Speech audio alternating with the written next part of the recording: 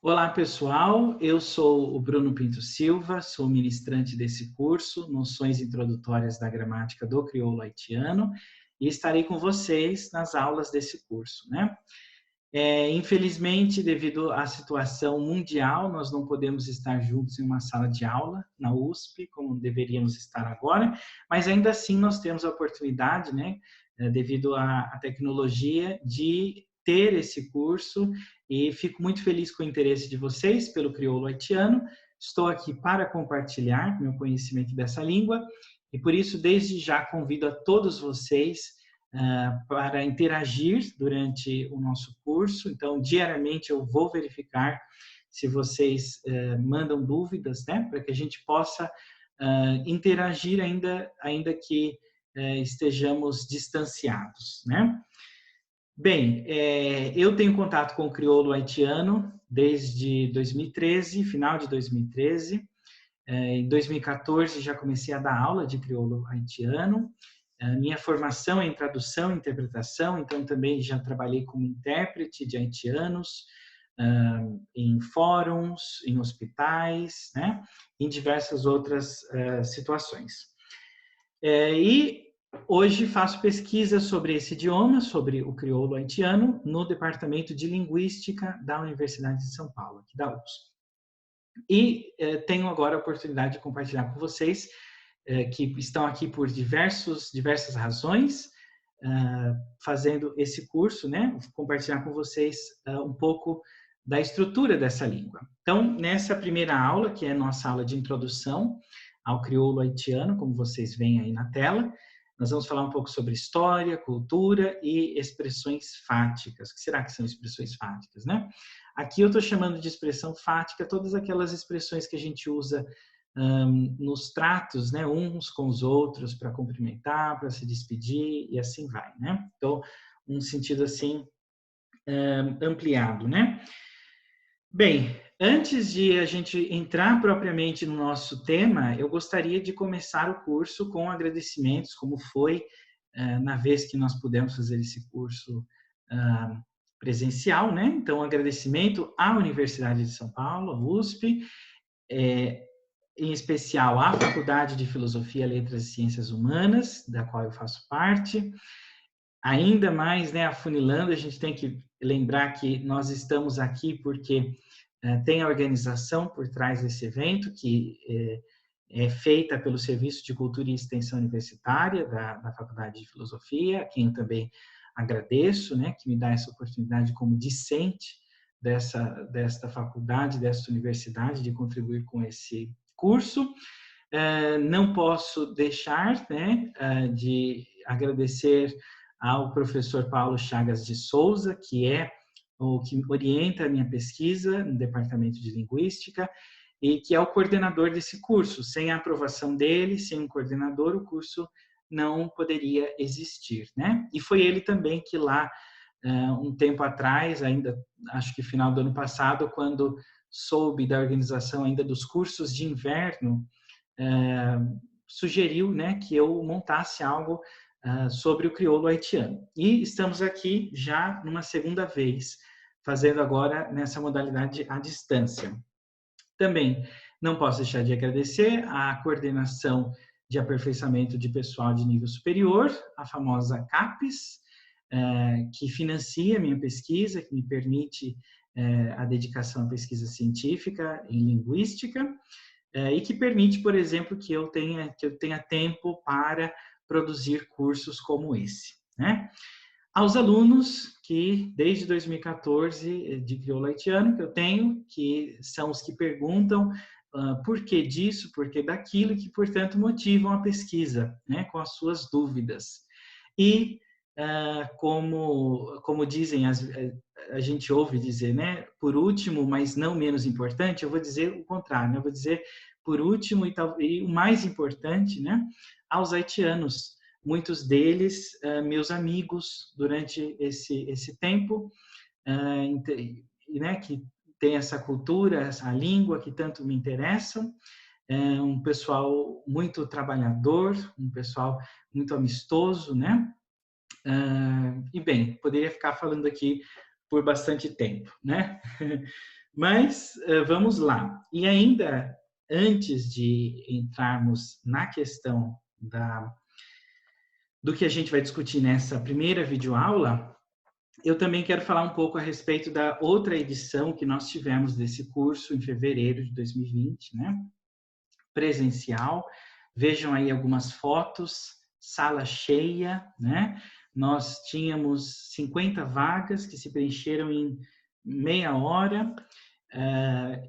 Bem, nós terminamos com 70 alunos, então pelo menos 20 a mais que participaram, né? E isso já mostrava que esse tema era um tema que de fato chamava a atenção das pessoas por diversas razões. Há pessoas no Brasil todo, e nessa sala nós tínhamos pessoas de outras partes do país que vieram para cursos aqui na USP, e seus interesses são variados, né? Os haitianos, conforme nós veremos hoje nessa videoaula, eles estão espalhados pelo Brasil e surge, então, a necessidade da comunicação com eles, e é muito importante que esse acolhimento a essas pessoas seja feito no idioma materno. Então, nós tínhamos pessoas aí com vários objetivos, por exemplo, objetivos acadêmicos ou não acadêmicos, né? Então, tínhamos antropólogos que estão fazendo pesquisas com né, as comunidades haitianas no Brasil, e precisam saber do idioma, ou pelo menos ter noções, né, do idioma. Também professores, né? Então, tínhamos uma professora e uma diretora, se não me engano, de uma escola em São Paulo, de educação para jovens e adultos, né? Com 700, 800 haitianos na escola, imaginem, né? Bem, e pessoas aí com os mais diversos interesses. E o interessante é que nessa sala que vocês estão vendo aí, a maioria dessa sala, muito mais da metade, era de um público externo à USP, um público que não está, por exemplo, em um curso de graduação ou pós-graduação na USP, o que é muito bom, né? Que a universidade chame de fato, os cursos de extensão têm esse objetivo de chamar pessoas de fora, né? De estender à comunidade o que a universidade faz, e também a grande maioria não era da área de letras, né? De modo que foi uma oportunidade também de divulgação científica, de dizer o que é linguística, de raciocinar sobre os usos da língua, não só do crioulo, mas a gente pode comparar também com o português brasileiro e raciocinar sobre muitas coisas. E tendo em vista a experiência que eu tive com essa edição do curso, eu planejei esse curso pensando, né, que o público seria também seria um público parecido ao que eu tive na primeira turma.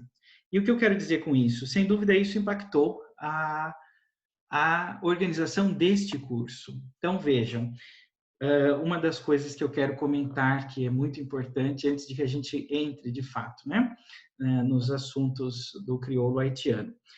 Se eu preparo um curso cujo público-alvo é de linguistas, colegas meus, né, ou estudantes de letras, de modo geral, eu vou preparar tendo em mente que essas pessoas estão familiarizadas com uma certa linguagem técnica que às vezes facilita muitas coisas, né, mas que fica impossível, inacessível a quem não tem o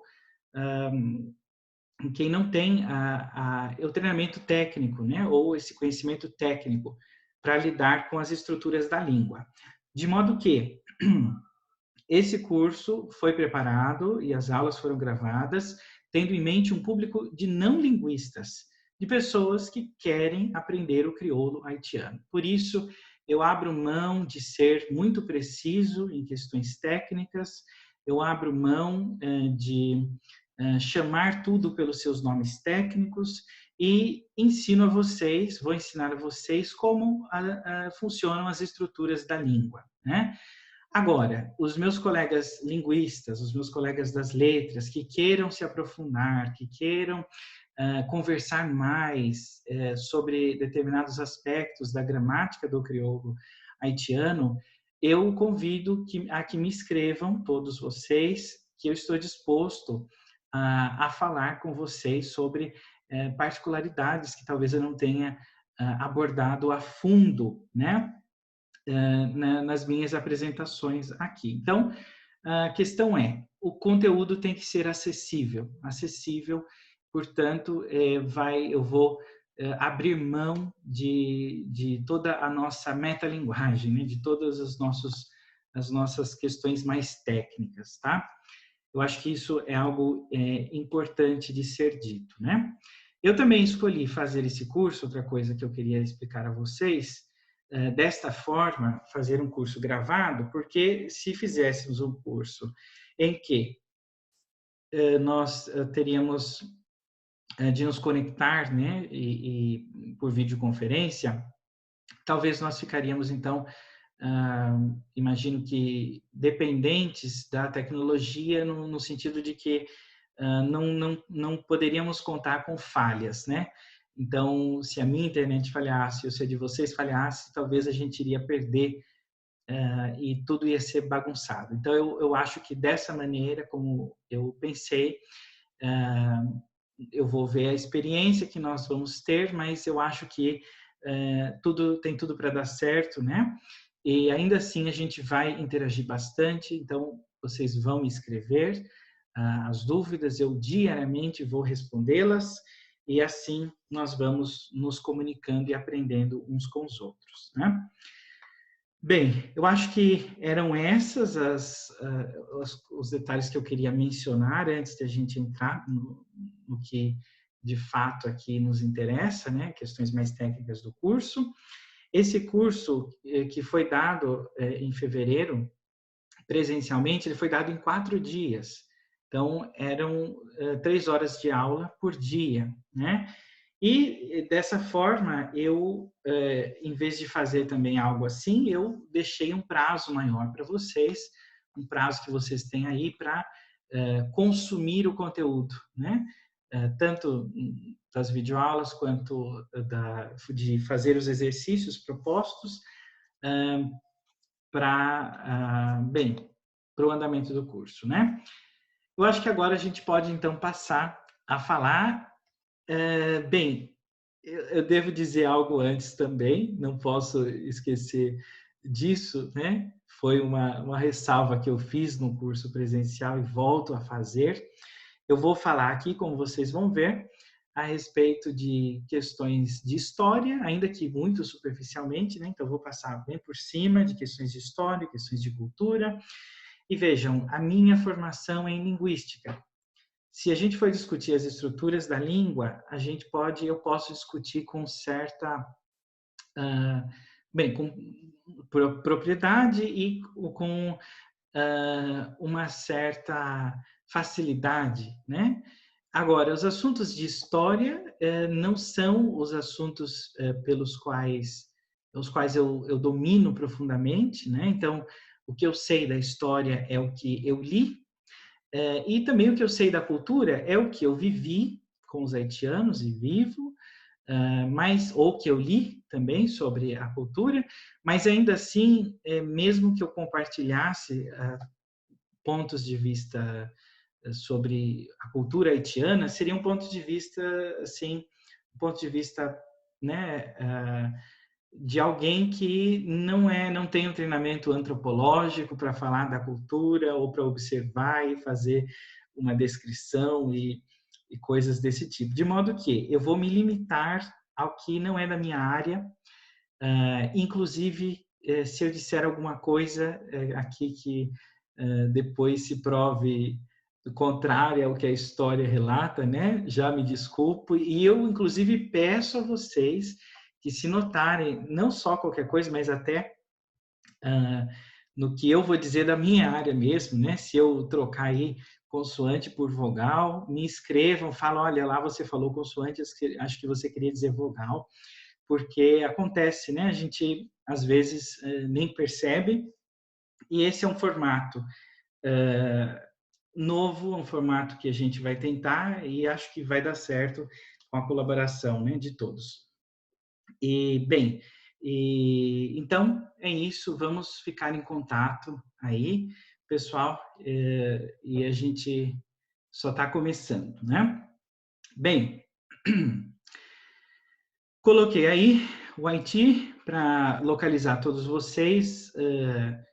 Eu coloquei a bandeira, né? Vejam a capital, Porto Príncipe, as línguas oficiais francês e crioulo haitiano. Nós vamos ver a questão, né, de ter duas línguas oficiais, mas será mesmo que o francês e o crioulo haitiano têm essa igualdade, né? Oficialmente elas têm essa igualdade, mas como funciona na prática, né?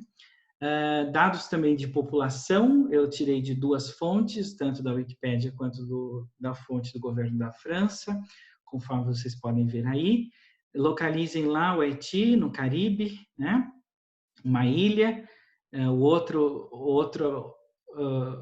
A ilha tem dois países, né? O Haiti e a República Dominicana, dividem aí essa mesma ilha. Continuando aqui, eu coloquei um mapa um pouco maior para vocês observarem como está dividido o Haiti. Reparem aí em Porto Príncipe, aqui, a capital, né? Prosseguindo, um pouco sobre a história do país. Em 1492, a nau Capitânia de Cristóvão Colombo perdeu-se durante sua viagem de exploração e onde eles foram parar? Onde hoje conhecemos como Haiti, né? Onde hoje conhecemos como Haiti. Então, naquele tempo, a gente vai ver que era outro nome, né? Lá habitavam os Arawakes, né? Ou Aruaques também, temos algumas formas de falar. Eu coloquei aí Arawakes. E o nome Haiti é derivado da língua deles, cujo significado é terra montanhosa. Colombo reivindicou esta terra em nome de Isabel, rainha da Espanha, e chamou-a de Hispaniola, né? A ilha de Hispaniola, então. Os conquistadores espanhóis sujeitaram os aruaques, ou arauaques, a duro trabalho de escravo. Em pouco tempo, não sobraram muitos aruaques, ou arauaques, né? Trouxeram, então, africanos para substituí-los. Com o tempo, aventureiros franceses estabeleceram-se na parte ocidental da ilha, que a França, em 1697, reivindicou como Saint-Domingue. A terra era fértil, surgiram grandes plantações com a ajuda do trabalho de escravos e Saint-Domingue tornou-se um território próspero.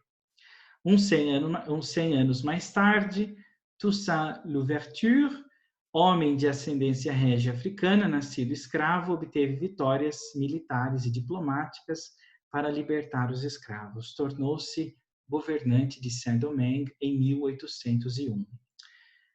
Jean-Jacques Dessalines, também nascido escravo, mais tarde expulsou os franceses e mudou o nome do território de novo para o que tinha sido chamado pelos arawakes.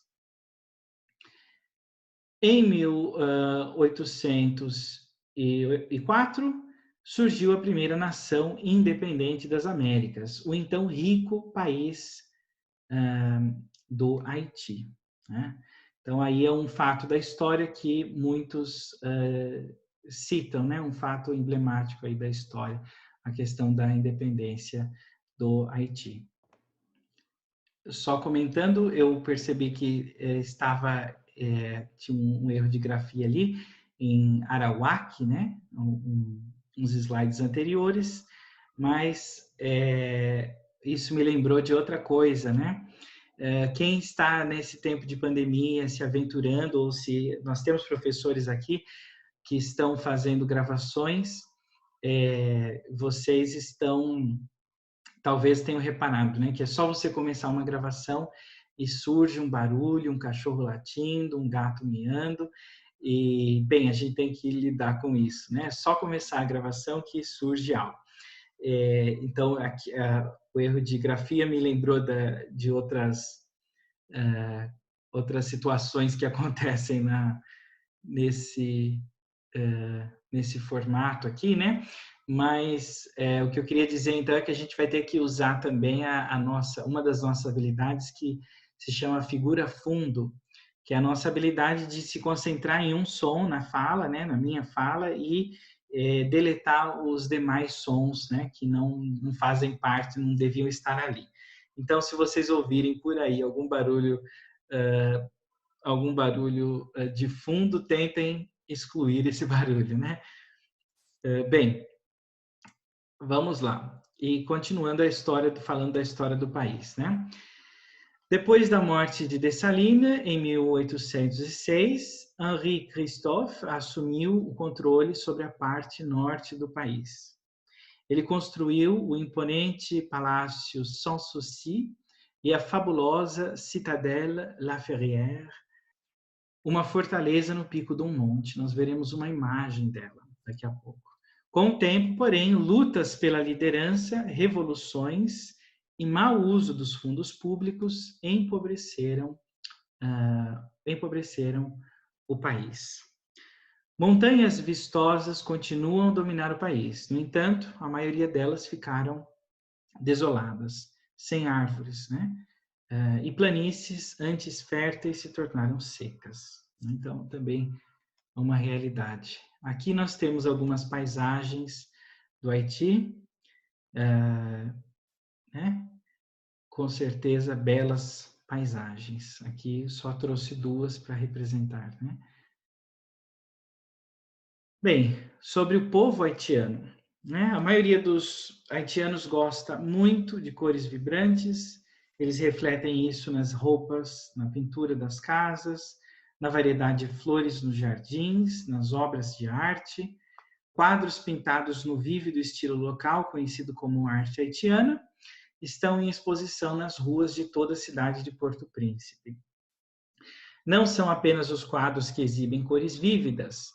As ruas de Porto Príncipe estão cheias de veículos de passageiros chamados de caminhonetes ou tap-taps, sofisticadamente pintados de muitas formas criativas.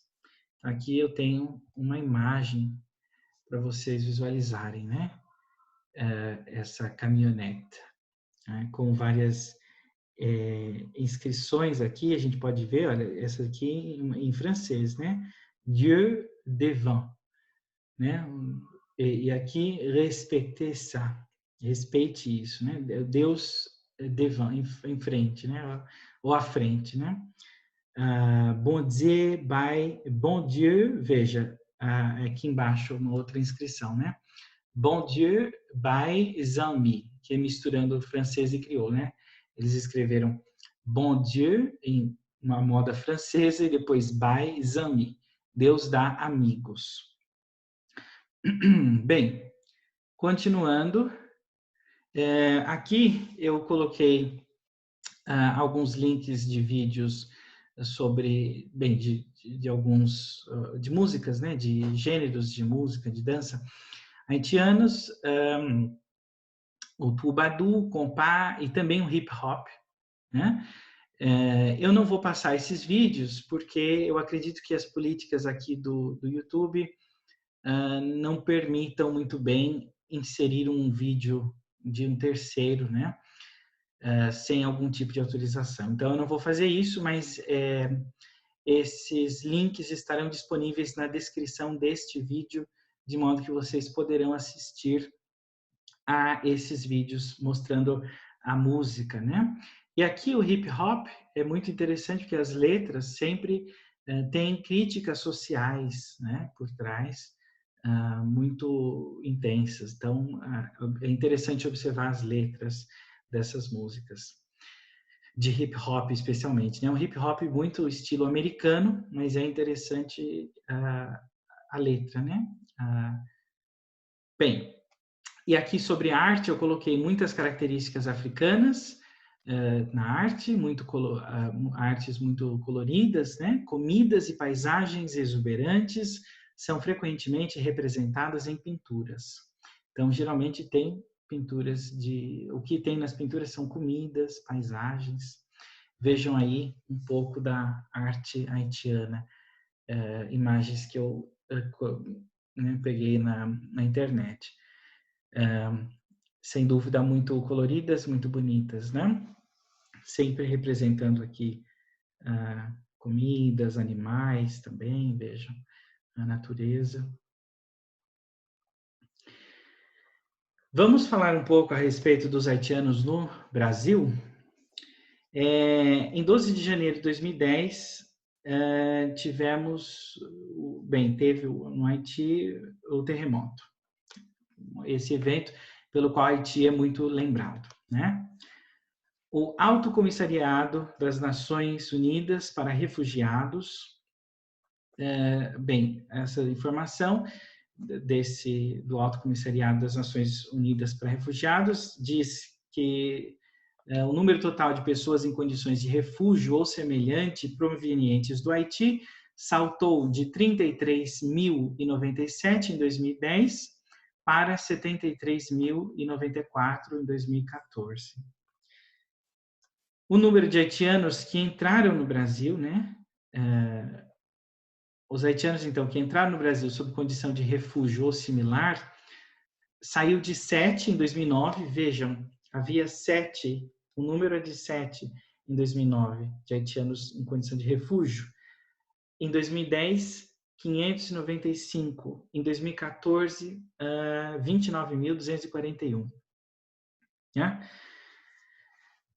O número de registros de haitianos com carteira assinada chegou a então, veja, chegou a 30.484 em 2014, dos quais 29.799 com ano de chegada a partir de 2010. Então, principalmente a partir do ano de 2010, os haitianos começaram a vir para o Brasil, né? Um dos destinos deles. O sistema de tráfego internacional da Polícia Federal diz aí, tá, esses números, né? Mostra que 72.406 haitianos entraram pelas fronteiras brasileiras entre 2010 e 2015, enquanto que 12.656 saíram no mesmo período, resultando aí em 59.750. Principal porta de entrada, os dados dizem que seria na região norte e centro-oeste, e a principal concentração, sul e sudeste, respectivamente, né? Aqui tem a distribuição dos haitianos no Brasil, e essas informações aí da FGV, de uma plataforma deles, mostra então esse mapa em que nós podemos observar onde eles estão, né? Nós podemos observar que o principal destino está lá para o sul, em especial Santa Catarina, hoje é o principal destino. Então, no sul, muitos haitianos, né? Há muitos haitianos no sul. Enquanto que no Nordeste, nós temos pouquíssimos, né? Residência apenas de 0,3% de haitianos com carteira assinada, né? Bem, então, eles estão concentrados no sul e sudeste, né? Não tenho dados aqui oficiais para dizer, todos esses dados aqui eu peguei nessas fontes que eu citei. No entanto, eu não tenho como verificar, né, esses dados. A gente vê às vezes que parece que tem alguma discrepância entre o que os dados apresentam, mas são os dados disponíveis e um colega comentou que, apesar de o Sul, né, hoje ser o destino principal, onde há muitos haitianos em número, São Paulo seria ainda assim a cidade com o maior número, né, de haitianos. Bem, eu quero falar agora um pouco a respeito do crioulo haitiano no Haiti, da situação do crioulo haitiano no Haiti. Como vimos, o francês também é uma língua oficial no Haiti e o crioulo haitiano também é uma língua oficial no Haiti. No entanto, a educação formal, né, as escolas, elas ainda seguem a prática de ensinar em francês. E sobre essa situação, o que eu quero comentar A língua dos haitianos é o crioulo haitiano. Essa é a língua que eles falam em casa. Essa é a língua que os pais falam com os seus filhos. E essas crianças, portanto, falam crioulo haitiano, são fluentes no crioulo haitiano e chegam à escola e lá são ensinadas em francês. Não são ensinadas o francês, elas são ensinadas em francês. Tá? Apesar dessas línguas serem relacionadas, elas são duas línguas separadas. E com isso, sem dúvida, muitas consequências nada desejáveis resultam, né, dessa situação, em que o ensino não é feito na língua local, a língua materna da maioria da população. Então, se nós formos olhar para o que geralmente se diz, é que 90% dos haitianos fala apenas o crioulo haitiano. Seria então, ou até um pouquinho mais, na verdade, de 90%. Seria até menos de 10% que também fala o francês. Então, imaginem a situação.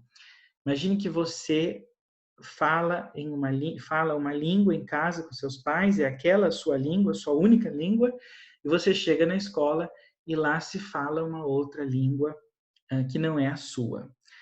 Esse trecho que está em francês, mas eu traduzi, vou ler para vocês em português, né, uma versão que eu traduzi, está num texto de Michel Degraff, que é um linguista do Instituto de Tecnologia de Massachusetts, né, o MIT, um texto dele de 2017, e ele é haitiano, é um linguista haitiano, e já vem falando dessa situação ativamente já por muito tempo, e falando do prejuízo que essa situação traz, né, para a população, para a educação no Haiti. Então, o Michel Degraff relata o que aconteceu numa experiência que ele teve, e eu vou ler aqui na íntegra, vocês podem acompanhar. Eis uma situação da qual fui testemunha em 2011 em uma escola pública em Lagonave, durante uma lição de Ciências Naturais numa sala de terceiro ano do Fundamental. O professor havia escrito no quadro esta questão de múltipla escolha. O que é uma árvore? O que uma árvore é? As árvores são A. Seres vivos. Seres vivos. Veja, não foi marcado o plural, né? B. Seres não vivos. Agora foi marcado o plural. C. Seres que possuem pés. Bem, não é possuem, né? Possuem, mas estava escrito possuem. Vamos continuar. Sem dúvida, a intenção era escrever possuem, ainda que ele não tenha notado o erro ortográfico, mesmo quando eu perguntei o que ele entendia por possuem. Bem, vamos parar aqui, eu vou fazer um comentário e depois a gente prossegue. Veja, o professor escreveu, como uma das opções de resposta, seres que possuem pés. E o que ele descreve aqui é que ele indagou o professor, né? O que é possuem? E o professor explicou para ele o que era possuem, tá? O que mostra isso? Se ele escreveu possuem errado, igual eu escrevi lá no começo, Arawak, Aruac, eu esqueci de alguma letra, né? O que aconteceu? Quando alguém me traz a atenção que você esqueceu daquilo, eu vou lá e corrijo. Agora, ele trouxe atenção e falou, olha, professor, o que significa possuem? O professor falou, olha, possuem significa isso, isso, isso. Mas possuem não é uma palavra do francês, né? Não é também do português. De modo que não era apenas um erro ortográfico, não foi apenas um deslize na escrita. O professor, de fato, achava que a palavra era daquela maneira. Aqui a gente já tem um cenário, uma visão ainda mais ampliada do cenário, né? Não só o aluno não é o falante nativo de francês e, portanto, está sendo ensinado uma língua estrangeira, mas também o professor está ensinando uma língua estrangeira, uma língua que não é a língua dele, né? Então, é isso que eu queria comentar aqui. Continuando. Mas de onde poderia ter vindo essa menção a pés? Por que, né, dizer que uma árvore, dar essa opção, que uma árvore é uma coisa que possui pés? Porque a sequência seres que possuem, corrigindo, né, pés, apareceu junto às expressões seres vivos e seres não vivos. Isso pode ser facilmente compreendido depois de nos darmos conta de que o professor é, em primeiro lugar, um falante de crioulo, com limitações no francês. Em crioulo, em laranjeira, se diz pieds orange, pé de laranja. Bananeira se diz pied banane, pied banane, pé de banana, literalmente. E árvore é pied bois, pé de madeira, literalmente, né? Portanto, para um criolófono, um falante de crioulo, que sabe que os nomes de árvores geralmente contêm a palavra pé, parece lógico perguntar aos alunos se uma árvore é definida como algo que possui pés, né? Então, mesmo que ele estava ensinando em francês, a língua dele é o crioulo e, portanto, ele se deixou ali levar pelo crioulo, né? Que é, de fato, a língua a qual ele devia estar ensinando e as crianças aprendendo. Bem, essa é a situação ainda no Haiti, ainda que tenha melhorado, essa ainda é uma situação, a situação do Haiti é uma situação que, na verdade, representa muitos outros países de línguas crioulas, e não, talvez todos, diria. A mesma situação se repete, né? Em que a educação não é feita na língua local, na língua materna, né? Eu coloquei nesse quadro aí abaixo uma indicação para que vocês vejam a conferência do Michel de Graff. Ele deu uma conferência num evento que está acontecendo, que se chama Abralin ao Vivo. É um evento da Associação Brasileira de Linguística, e esse evento, nessa conferência, o Michel de Graff falou um pouco dessa situação do Haiti, em questão à educação não ser feita na língua materna. Eu recomendo que vocês assistam, se falarem inglês, né, porque está em inglês a conferência. E eu coloquei aí também, Veja Silva e Souza, é um texto meu com uma colega, Marina, que agora está aqui mais perto, né? Está na Universidade Federal do ABC. Esse texto nosso vai sair essa semana, então, na revista da Associação Brasileira de Linguística, né? A revista da Abralin. E nesse texto nós falamos, é uma resenha, na verdade, dessa conferência do Michel de Graff. Para os que não falam inglês, talvez seja interessante ver a resenha, em que a gente fala um pouco a respeito da iniciativa que ele tem, né? A iniciativa MIT, em que ele produz material didático em crioulo haitiano, para tentar remediar essa situação, né? Mas para os que falam inglês, ou que pelo menos entendem, compreendem, né? Fica também a dica de ver direto o autor, né? Assim vocês veem o todo. Pessoal, afinal, o que é uma língua crioula? Então, a gente vai entrar um pouco agora de falar sobre a língua, né? Bem, esse assunto é um assunto do qual eu estou a par, porque é um assunto de interesse meu, de pesquisa, mas eu vou tentar não falar muito, né? E falar o essencial. Antes de falar o que é uma língua crioula, eu quero falar sobre o termo crioulo. Surgiu lá, provavelmente no final do século XVI, provavelmente do português, também pode ser do espanhol, mas provavelmente do português. E esse termo crioulo era usado primeiro como designação etnográfica. Então, os que nasciam nas colônias aqui nas Américas eram chamados crioulos, né? Na verdade, eu acho que até plantas já chamaram de crioulas. Eu acho que até hoje tem, né? Plantas crioulas, sementes crioulas.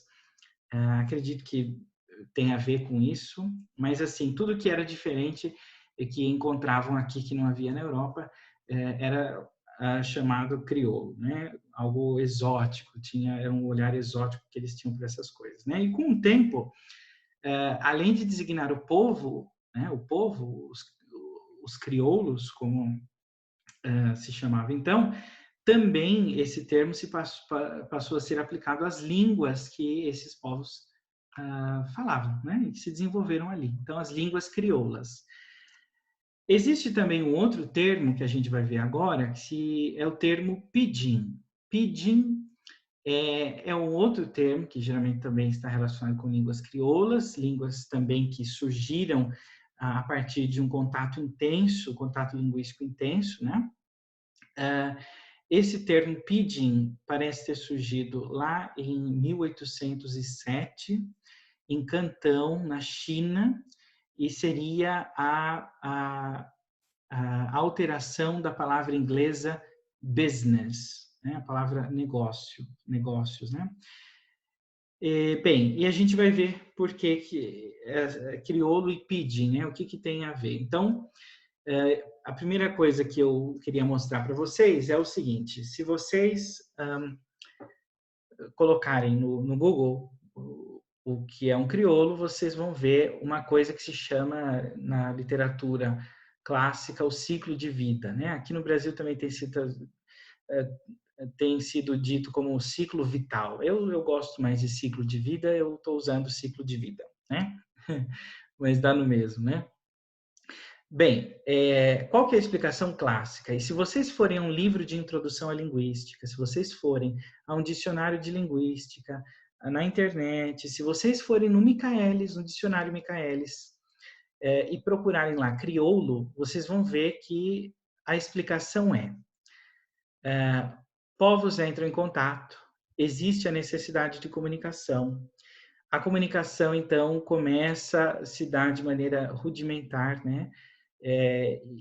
Existe aí uma língua que só é usada para o comércio. Então, esses dois povos criam essa nova língua para que eles possam interagir e, portanto, essa língua é usada no comércio, é uma língua pidgin, é uma língua rudimentar que serve para propósitos muito específicos. E daí, esse pidgin então, que facilita essa comunicação, né? E, com o tempo, esse pidgin, ele se expande, ele passa a ser tão usado na sociedade que daqui a pouco mais crianças, né, nascem e as crianças adquirem o pidgin, adquirem essa língua, que seria uma língua mista, né, como língua materna. Ao passo que, então, acontece isso, as crianças adquirem essa língua como uma língua materna, essa língua se torna, então, uma língua crioula, né? Então, pidgins seriam essas línguas que não têm falantes nativos, ao passo que crioulos têm falantes nativos. E também, com o tempo, se um crioulo fica, né, em contato com a sua língua aí de maior prestígio, a língua europeia, a língua, né, na literatura se diz também de superextrato, a língua lexificadora, a língua que é aquela que dá as palavras, né? Esse contato vai propiciar que ocorra algo que se chama descriolização. Seria a perda de características crioulas, seja quais forem essas características, tá? Eu acho estranho falar isso, mas assim, não vejo características crioulas, mas tudo bem. Esse crioulo pode se tornar um pós-crioulo, né? Ele se descrioliza e, portanto, ele passa a ser uma variedade local ali daquela língua europeia, né? Então, imagine que o crioulo haitiano ainda é um crioulo, mas com o tempo ele ele vire de novo um francês, mas é um francês local, algo assim, para colocar de maneira muito simples, né? Bem, isso é o que classicamente se ensina sobre pidgins, que existe esse ciclo de vida, né? Sobre o ciclo de vida, sobre línguas crioulas. Então, pidgin, crioulo, pós-crioulo. No entanto, hoje já existem correntes que questionam fortemente a validade de todo esse ciclo de vida, se realmente existe esse ciclo de vida. Por exemplo, para o crioulo haitiano não se atesta uma fase pidgin, tá? E também não se prevê que o crioulo haitiano vai deixar de ser o crioulo haitiano e vai voltar a ser o francês, né? Ou o pós-crioulo, algo assim. E muitas outras questões. E com toda essa tradição de ver as línguas crioulas como algo muito diferente das outras línguas, levou a estabelecer conceitos, levou a estabelecer ideias que colocam essas línguas como línguas excepcionais, elas são diferentes de todas as outras línguas, elas são menos complexas, alguns disseram e dizem ainda hoje, né? Elas não são menos complexas, elas não, nós encontramos em alguns manuais de linguística que elas não permitem o falante expressar tudo o que ele gostaria, né? E daí vem toda aquela ideia, né, de que, por exemplo, o crioulo não pode ser usado na educação, porque não tem toda a estrutura para isso, o que não é verdade, não condiz com a realidade, né? O fato é que existem novas abordagens que olham para as línguas crioulas de um modo bastante diferente desse modo clássico, que vê essas línguas como línguas muito exóticas, né? E, na verdade, repara-se que quando nós olhamos de perto para essas línguas, que elas são línguas como quaisquer outras línguas, não tem, assim, algo anormal, como já se disse, né? Já se diz que o crioulo se forma por transmissão anormal. Isso não é inconcebível que a gente pense isso, né? Os mesmos... Bem, a gente vai falar disso. Eu vou falar, então, de uma dessas correntes que rompe com essa abordagem mais clássica, né? Que vê esses termos, essas classificações, pidgin, crioulo, como rótulos sociohistóricos, não como rótulos que indicam que essa língua faz parte de um ciclo de vida, né? Existem sociedades que falam pidgins e que são falantes nativos de pidgins e de crioulos também, né? Então, um deles, eu vou colocar aqui, é o Mufuene, tá? Então, eu coloquei aí os textos. Essas referências todas eu vou colocá-las para vocês na descrição do vídeo.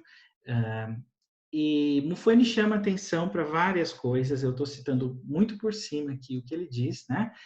Mas ele, por exemplo, chama atenção para o fato de que onde há crioulos não há pidgins, né? Onde há pidgins não há crioulos, e assim vai.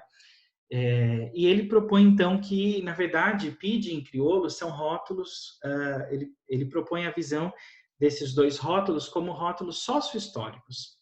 Ele dizia que uma língua é pidgin ou crioulo, eu estou falando da história da língua, né? Então, por exemplo, eles eram chamados crioulos, e depois a língua deles passou a ser chamada também de língua crioula.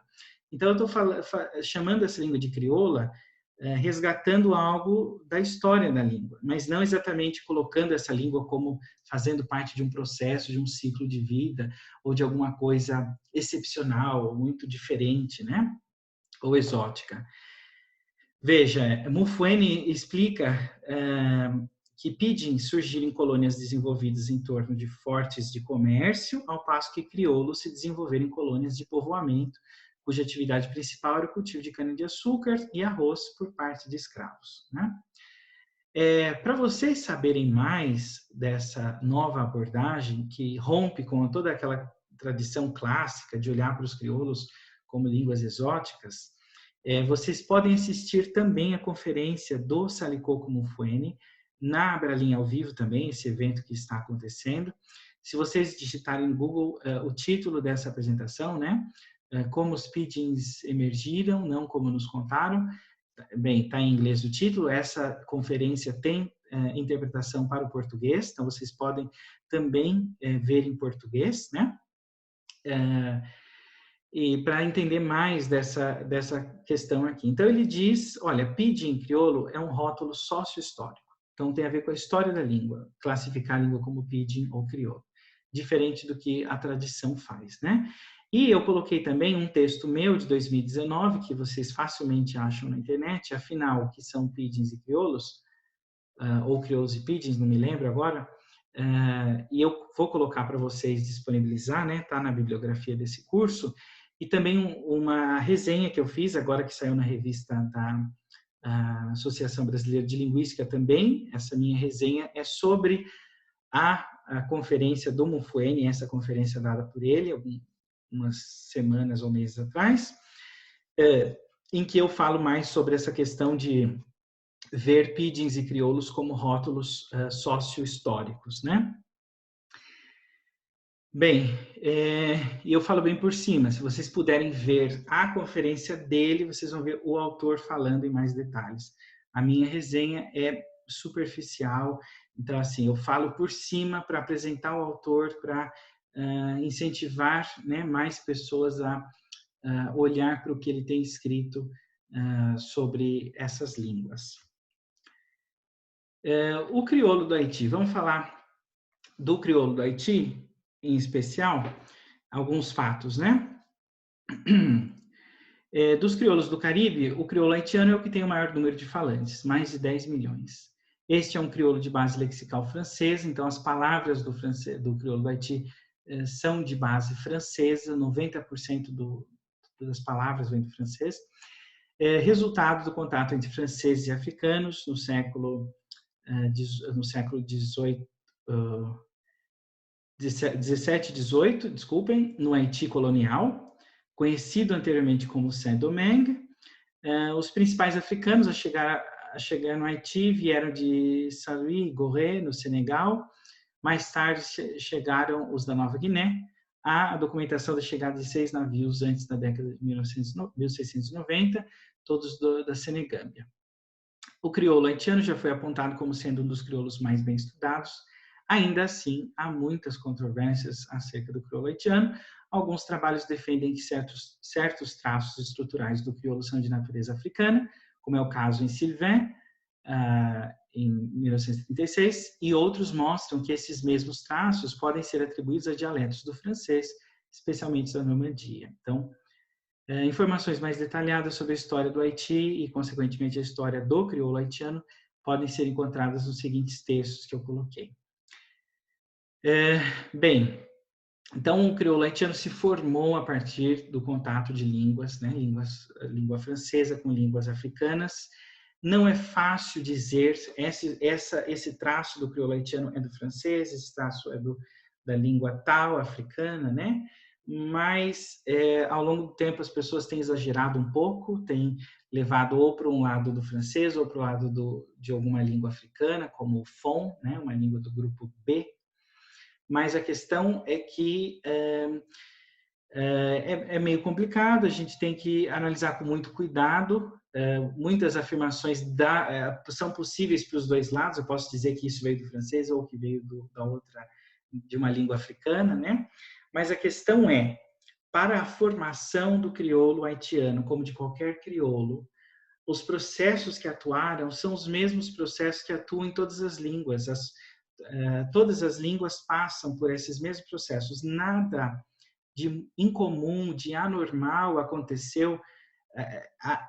A história, né? Olhando para a história, a gente vai ver que a história propiciou que uma língua nova se formasse, em vez de os haitianos, né, a população que ali estava, aprendesse o francês. O francês seria a língua-alvo.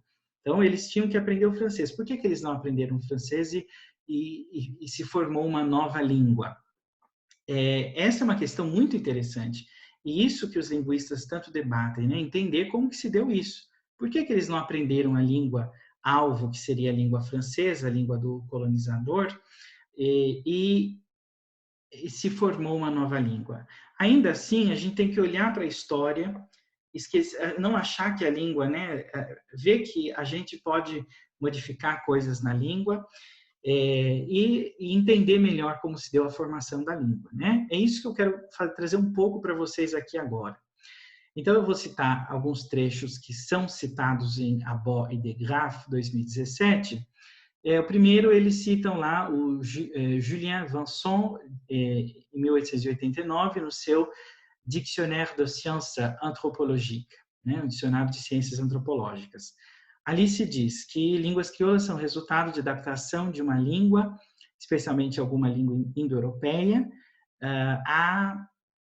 ao gênio, à índole gramatical e fonética de uma raça que é linguisticamente inferior. Eu vou parar por aqui. Vejam o que esse texto está dizendo. Esse texto está dizendo que esse povo que fala essa língua é de uma raça linguisticamente inferior. Então, a gente tem o europeu é superior ao não europeu, né? Esse é o cenário que a gente tem, a ideia que circulava naquela época, né? A gente sabe disso, né? A gente estudou a história e sabe que havia isso. Então, vejam, a ideia central era: o europeu é superior ao não europeu. Continuando. Vejam agora o que descreve, o que é descrito em Pelleprat, 1655, a tradução de Abot de Graaf, 2017. Eles descrevem a situação lá no Haiti. O que eles falam? Como que se dava a situação? Veja, nós esperamos até que eles aprendam francês para nós os evangelizarmos. É o francês que eles tentam aprender assim que podem, para se comunicar com os seus senhores, de quem eles dependem para as suas necessidades. Nós nos adaptamos ao modo de falar deles. Eles geralmente usam o infinitivo, a forma infinitiva do verbo, em vez da forma flexionada, adicionando uma palavra para indicar futuro ou passado. Com essa maneira de falar, nós nos fazemos entender, né, para ensiná-los.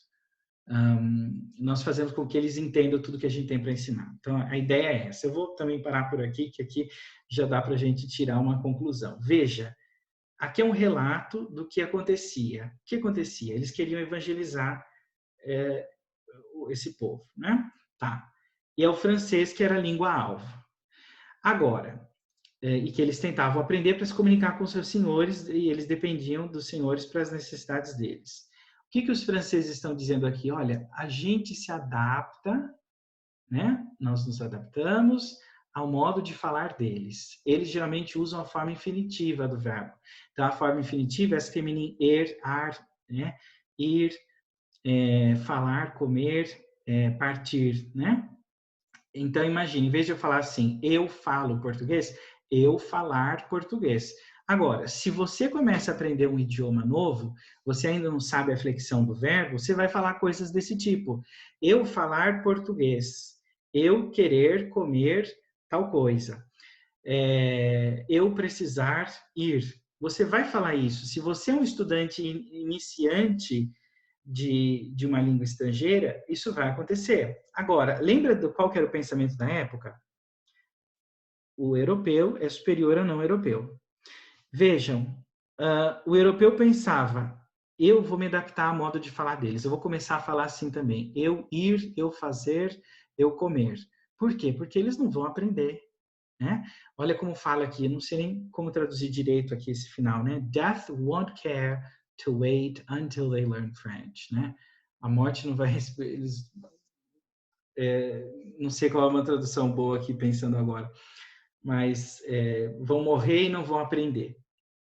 Algo assim por cima, né? Vejam, eles passavam então a usar só o infinitivo, eles se adaptavam à maneira de falar, achando que eles não iam aprender a flexionar o verbo. Sendo que eles falavam, imagine, gente, esse povo, eles falavam várias línguas já na África, um lugar multicultural, com certeza falavam várias línguas, muito mais do que os franceses, que só sabiam francês, né? Agora, por causa disso, então a gente vê, por exemplo, a morfologia que em português a gente flexiona o verbo, né? Eu falo, tu falas, ele fala, nós falamos. Mas imagine que uma pessoa vem para o Brasil e eu falo, essa pessoa não vai aprender. Eu falo, tu falas, ela fala, nós falamos. Eu vou falar tudo para ela falar. Ela vai aprender dessa maneira, vai ficar assim, vai ser inventada uma nova língua usando, ou pelo menos uma nova norma, né? Usando essas estruturas que foi assim que foi ensinado, é assim que então a gente vê como o crioulo haitiano foi se formando, né? E são processos naturais que ocorrem, por exemplo, numa aprendizagem de língua estrangeira, né? A gente faz coisas desse tipo no começo quando está aprendendo, né? E também não pensem que eles se sentavam numa sala de aula maravilhosa e aprendiam a conjugação do francês, né? Que já tem pouco. O francês tem conjugação na escrita tem um monte de letra, mas na realidade o francês já tem uma conjugação, se for ver, pobre, porque na realização fonética, né, é tudo igual. Je parle, tu parles, il parle, nous parlons, vous parlez, il parle. Veja, eu disse je parle, tu parles, il parle. Eu disse é a mesma coisa. Na escrita é diferente, mas na fala é a mesma coisa, né? Bem, eu estou me empolgando, como vocês estão vendo. E o que eu quero dizer, então, é assim, eles aprendiam na raça, como a gente diria em bom português, né? Aqui, nós temos uma coisa que eu acho fascinante, né? O crioulo haitiano, esse modo de falar, como diziam eles, era usado por autoridades, era usado em ambientes formais, em situações formais. Essa língua que estava surgindo começou a ser usada oficialmente. Essa é uma carta de Napoleão Bonaparte em crioulo haitiano. Essa é uma carta de Napoleão Bonaparte em crioulo haitiano. Olhem que interessante. Dá para entender tudo. Alguém que fala crioulo hoje consegue ver aqui, né? Lógico que a grafia está muito francesada, né? Digamos assim, muito galicizada, mas dá para entender, né? Bem, no final do curso vocês vão entender essa carta, né? Esse é o crioulo haitiano antigo, mas dá para entender. Então eu queria só mostrar essa carta, né? Então até Napoleão Bonaparte, não que ele falasse crioulo, mas alguém traduziu para ele, mostrando que o crioulo começou a ser usado, né? Por autoridades em coisas oficiais, né? O texto de Aboy de Graaf, 2017, é um texto que vocês precisam ler, está em inglês, se vocês querem entender mais dessas questões, né? É um texto muito, muito legal. Bem, a gente vai parar aqui de falar de questões mais históricas, assim, da formação da língua, e vamos entrar na língua de fato. E eu vou falar das expressões fáticas para a gente terminar. Já falei bastante hoje, né? Bem, vejam, os cumprimentos são bonjour. Eu vou falar só o do crioulo, tá? Vocês já estão vendo aí qual é o correspondente em português. Bonjour. Bonne journée. Bonne journée. Bonsoir. Bonsoir. Bon après-midi. Bon après-midi. Bonne nuit. Bonne nuit. Então vejam que o bonjour, bonsoir e bon, né, são para cumprimentar e o bonne journée para se despedir, né? Bon après-midi. Bonne nuit. Continuando, ao se apresentar a alguém, qui Jean ouye. Ou então, comment ouye. Comment ou qui Jean ouye. Muito bien. Muito papi mal. É interessante que a gente, traduzindo literalmente, né, seria algo como não estou pior, né? Mas significa que você está bem, se você fala isso. Muito papi mal. Eu mesmo, para responder, e você, né?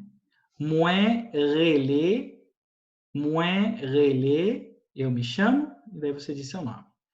Que Jean, comment ou relé? Qui Jean, comment ou relais. Moins content, reconnaît tout. Moins content, reconnaît o. Então, vocês vão aprender a pronunciar isso direitinho, tá? Eu estou passando brevemente, mas depois vocês podem voltar. Para pedir e eu agradecer um favor, né? Souple, tempri, souple, tempri. Merci, merci en pile. Então, o merci é o obrigado e o merci en pile é o muito obrigado. De rien, de nada. Pas de quoi, não há de quê. Pas de quoi. Pas de problème, pas de problème. Sem problema. Né? Também, pague problema é muito usado também como um de nada, né? Então, alguém diz merci, obrigado, você diz pague problema, sem problema, né? Não há de quê. Ao se despedir, au revoir, bye bye, bye bye, apitar, apitar, até mais tarde. Bem, pessoal, aqui a gente acaba a aula de introdução ao crioulo haitiano, história, cultura e expressões fáticas, mas não acaba, a gente só está começando o nosso curso, então agora vocês podem prosseguir para a aula de aspectos fonético-fonológicos do crioulo haitiano, vocês vão ver como pronunciar certinho, vão ver o alfabeto e muito mais. Merci en pile, desculpem aqui a minha empolgação e obrigado por assistir até o fim essa videoaula e a gente tem mais videoaulas ainda e, por favor, vamos interagir bastante durante esse curso. Merci en pile, bye bye, apita.